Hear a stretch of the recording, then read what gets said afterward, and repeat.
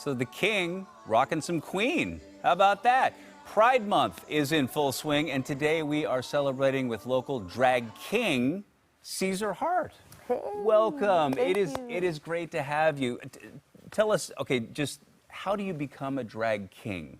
It takes a lot of navigating and learning on your own, because unfortunately we don't have like all this access to, and especially when I started doing this over a decade ago, there was nothing on YouTube or makeup tutorials or anything like that. You basically learn from whoever kings or drag king troops that were available at that time. Gotcha. And you basically go to the shows and you experience what they're doing, and then you just try to emulate your own look and how you choose to present yourself. Okay, so I'm familiar with drag queens, and I apologize that I'm not as well versed as some. My colleague Liz loves the drag shows, absolutely adores it.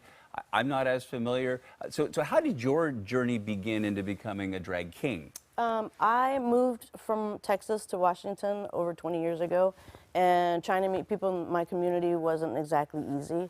So I referred back to when I was coming out younger, like the one thing that I had available to me were nightclubs and drag queens. So being able to like incorporate that into using it here to perform, meet people, and be able to in turn help my LGBTQ community in any and all ways I can financially.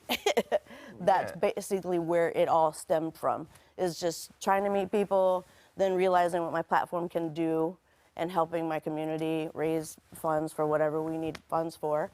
And that's essentially what's been driving me this whole time. So I don't know, but I'm assuming that a lot of folks in the LGBTQ community have one thing in common, is they had to make a decision at a point to come out, and how that was going to be, and to live their life in a truthful way to them, right? And so for you, be authentic. That's the best way to put it. So for you, what did that process entail? You said you moved here 20 years ago, obviously a much more accepting community here than many other places. And that's exactly why I moved to Washington. Well, I love the summers here too, obviously. Absolutely. But I wanted to live in a more progressive state, and I come from a place of unacceptance. My father wasn't accepting once I came out, and my older brother's also gay.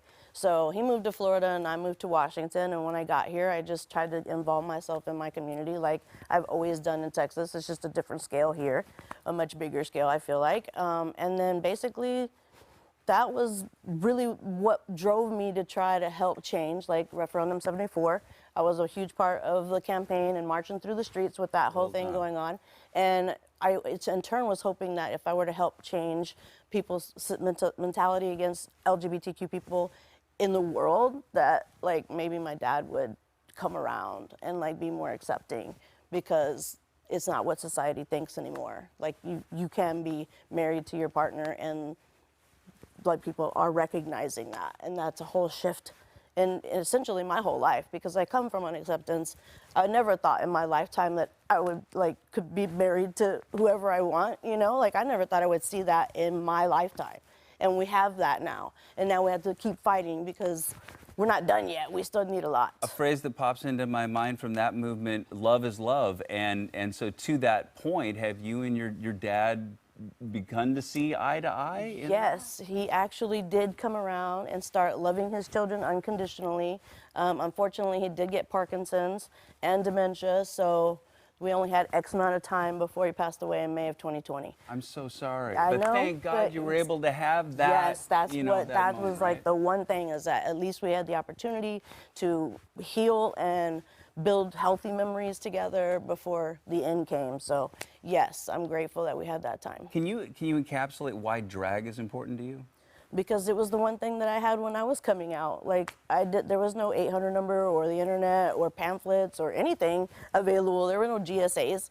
No, that was not a thing, especially in South Texas. But like that, essentially, like that's what it was. Drag queens loved you. They saw you. They made you feel like it's okay for you to be who you're gonna be and who you're gonna love. And I just was like, that's all I really needed, you know? And if I could face my dad, I could face any negativity in the world. That's so beautiful. What does Pride Month mean to you? And the big parade coming up on Sunday, you're going to be a judge. That's right. On 4th Avenue, we're super excited to be able to celebrate and come back together. It's like a family reunion. For me, it's like Christmas. I get to recharge my batteries and like be deep within the community of my people. Plus, after the pandemic, I mean, we're coming out, we're coming back with a vengeance, I know, right? I'm like, I cannot imagine like how many people are going to come out this weekend. I know it's going to be crazy everywhere you look.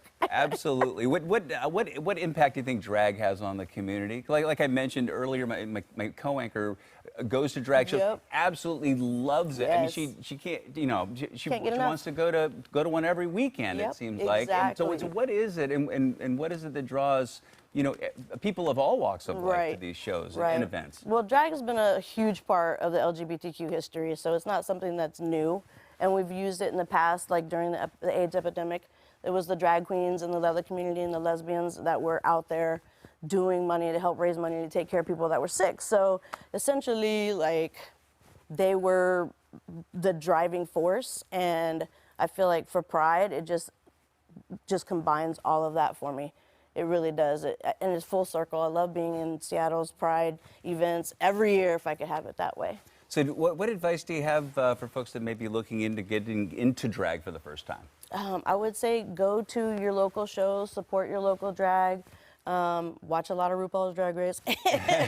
Find your inspiration. And yeah, exactly. And then like learn how to do makeup, practice a lot. Like it's gonna take a little bit of time for you to like fine tune everything, but the more effort you put in it, I guarantee you will be having the time of your life. Where can people follow you on social? Ceasar Hart or Seattle's Premier Drag King, or you can just Google Seattle Drag King and I come up. There you go. Ceasar Hart, Seattle's Drag King. We Yes. appreciate you so much. Thank you. Have a blast on Sunday. Oh yeah, it's gonna be great. 11 o'clock. Absolutely. Come on out, people. Let's fill the streets. All Be loud, right. be proud. Yeah.